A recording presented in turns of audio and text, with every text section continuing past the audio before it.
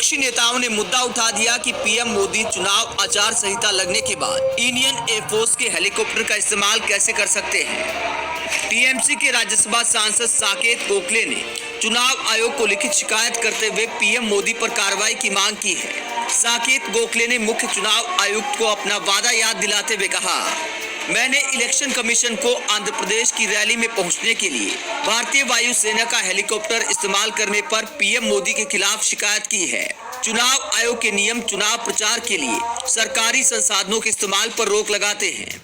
इंदिरा गांधी को 1975 में खास इसी वजह से डिस्क्वालीफाई कर दिया गया था।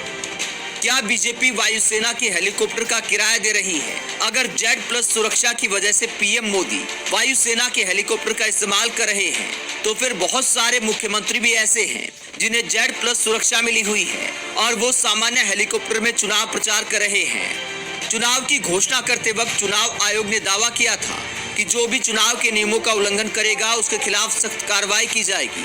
देखते हैं कि चुनाव आयोग क्या प्रधानमंत्री के चुनाव प्रचार के लिए इंडियन एयरफोर्स का हेलीकॉप्टर इस्तेमाल करने पर जांच के आदेश या कोई और एक्शन लेता है या नहीं। साकेत गोखले ने मुख्य चुनाव आयुक्त पर यह कटाक्ष इसलिए किया क्योंकि प्रेस कॉन्फ्रेंस में एक महिला रिपोर्टर ने सवाल पूछा था कि आप पीएम मोदी और अमित शाह पर विपक्षी नेताओं की तरह एक्शन क्यों नहीं लेते। But there have been several complaints against the Prime Minister and Amit Shah, but none of the EC has not taken action against them. But you have taken action against the opposition leaders.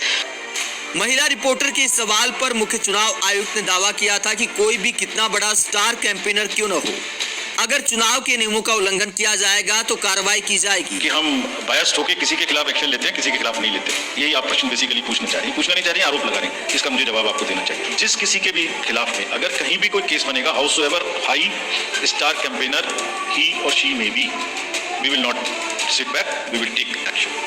Saket Gokhale ने अब PM Modi के खिलाफ शिकायत कर दी है, तो देखना यह दिलचस्प रहेगा कि चुनाव आयोग इस पूरे मुद्दे पर क्या एक्शन लेता है।